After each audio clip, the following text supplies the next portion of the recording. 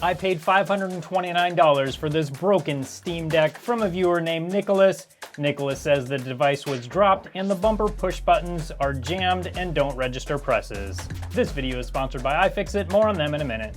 So this Steam Deck is in really nice condition. These buttons right here seem to be the ones that are not working, but let's get it turned on and make sure it all works.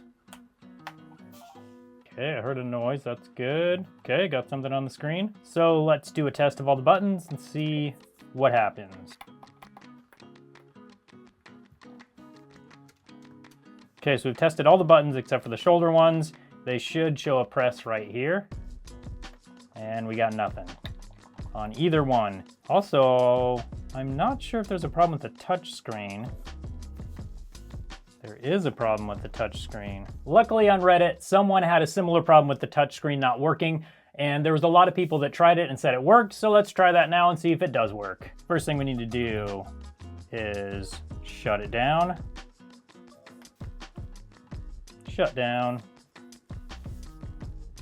Now to put this Steam Deck into battery storage mode, we need to hold down on the plus volume button and the power button at the same time, and this should boot it into the BIOS menu. Oh, here we go.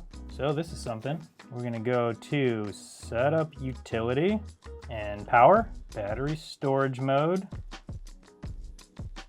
Yes. Okay, and then we're gonna use the supplied AC adapter, USB-C power supply, to plug it in, then turn it on. Oh, it looks like it's turning on itself.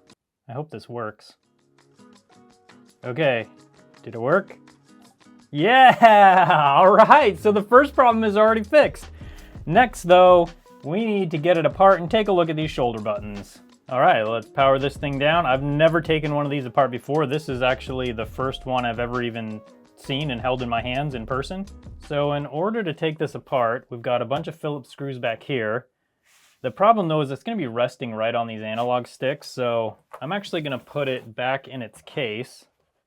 That way it can just rest on the whole face instead of having so much pressure on those analog sticks.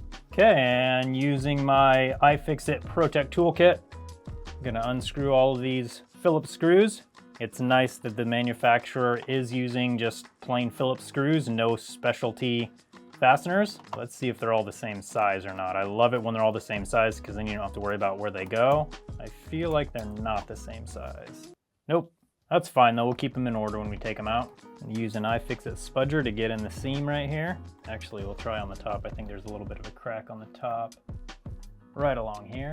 You can see that somebody has opened this up before. Oops, that was a little aggressive. Okay. And no ribbon cables or anything attached to the back. That's amazing.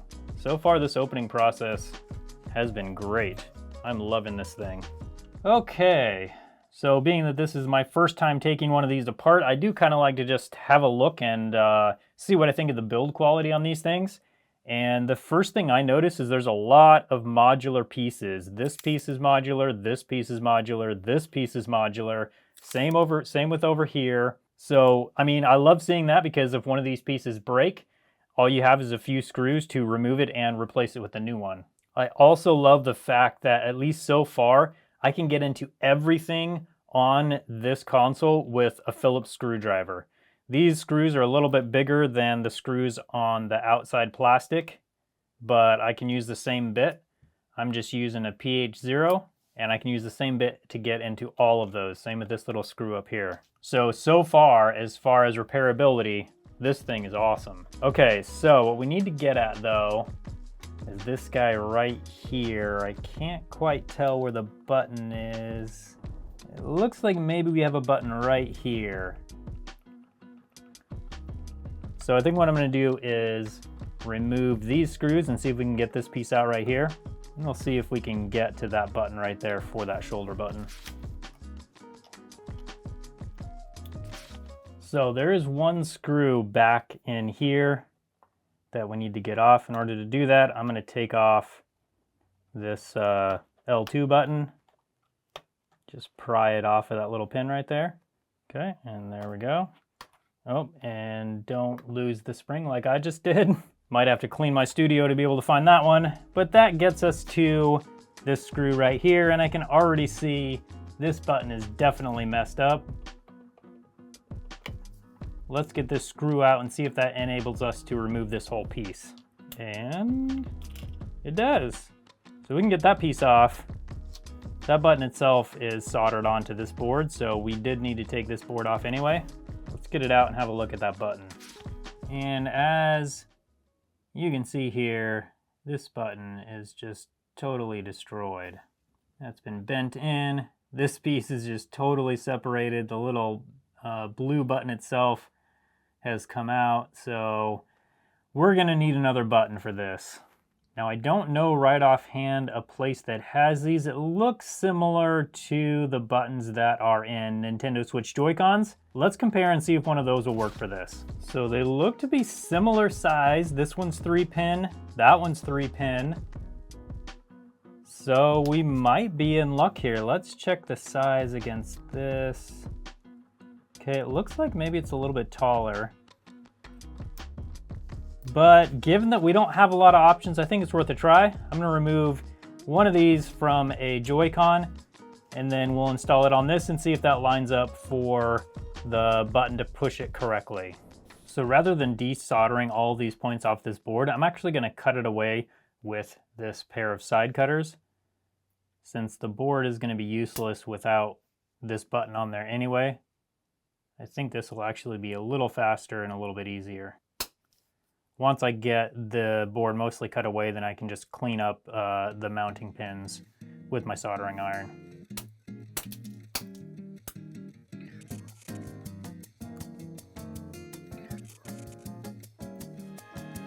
Okay, there's that piece. And there's that piece.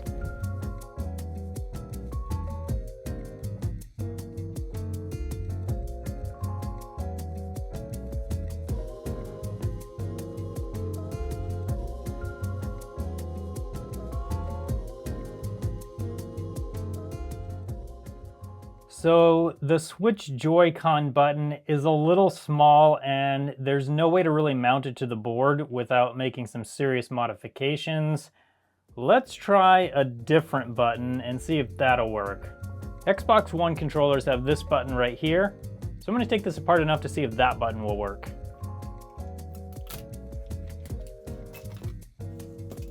And unfortunately, these buttons will not work. There's only 2 pins for those buttons. I think they're also probably too big, especially now that I have it out. Comparing the size of this middle piece to that, I mean, it's just no comparison. This is just a much bigger button. So now what should we try? Wait a second, what's this guy right here? That looks like to be about the right size button. Yeah, that could work. Do we have, yeah, there's 3 connectors down there. Okay, so let's try this guy. In order to get that button off, I'm gonna be using some hot air on the bottom of the board. I'm hoping that I can get the solder to melt without melting any of the plastic. Let's give it a try. Let's see if the button from the controller will work better. Okay, we might have a winner here. We've even got the mounting pins that line up. I think that might be the exact button they use. Okay, that's gonna be perfect. I need to clean this up a little bit because the mounting pins have some solder on them that's preventing them from going down through these holes. I think after that though, we're gonna be able to fix this. So just gonna touch my iron to this right here. There we go. This right here, there we go. Make sure these holes are open. Okay, and that is fitting in there nicely. What I'm gonna do next is put some flux down on these mounting pins. And then I'm gonna push down on it while I heat with my iron. That should get it mounted down in the hole nicely.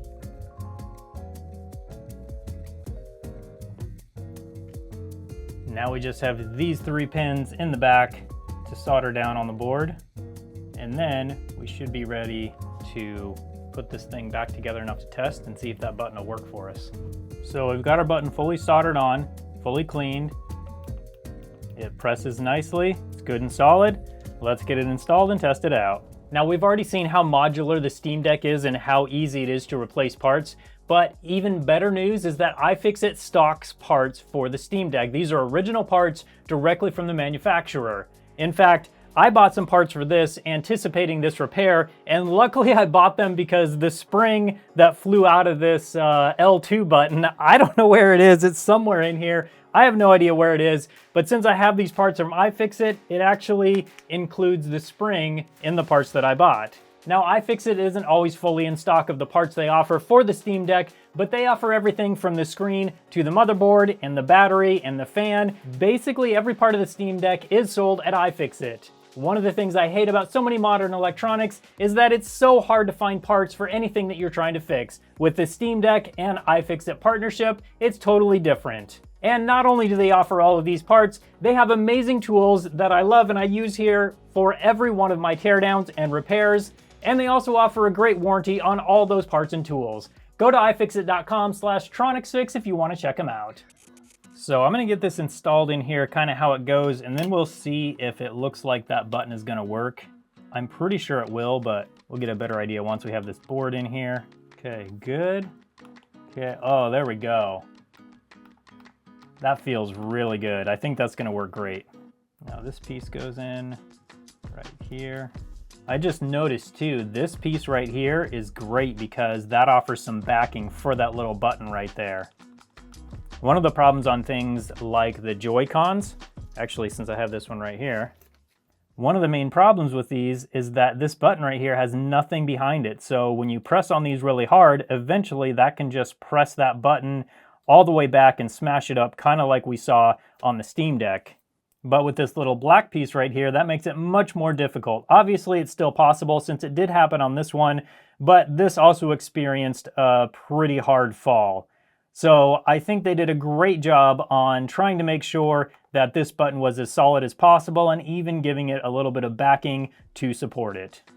Now with those screws on, I'm going to do one of the hardest parts, and that's getting this button installed on here. So I'm going to put the spring right around this little kind of dowel that sits over there. Oh, and it sticks on there, nice. That actually makes it a lot easier. And then I need to line up the spring with this dowel and then hook these two little round pieces on with these two pieces right here. Okay, 1, 2. Okay, and there we go. Now I'm going to get all these cables in and the screws in, and then we'll take apart the other side and see if it's having the same problem that this side had. And if we look right here, this one is not nearly as bad, but it's also not actually pressing the button right there. So I'm guessing this button is just bent back, maybe. It also could be a problem with this shoulder button itself. So I'm going to get this piece off and we can have a better look at that button. And this one is also just broken right off. All right, I'm gonna do the same thing. We'll get a Xbox One controller, steal the button out of that, and then we'll install it onto this little board. Now these boards, they are available sometimes on iFixit.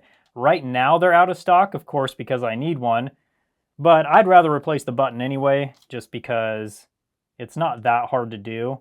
And then I don't have to replace this whole piece.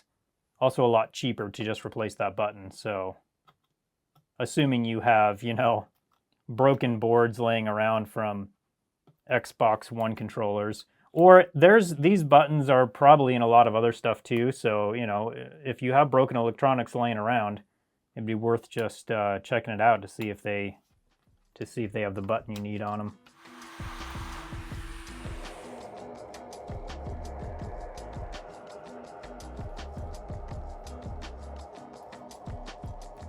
And now with this board all fixed up, all we have to do is get it put back together.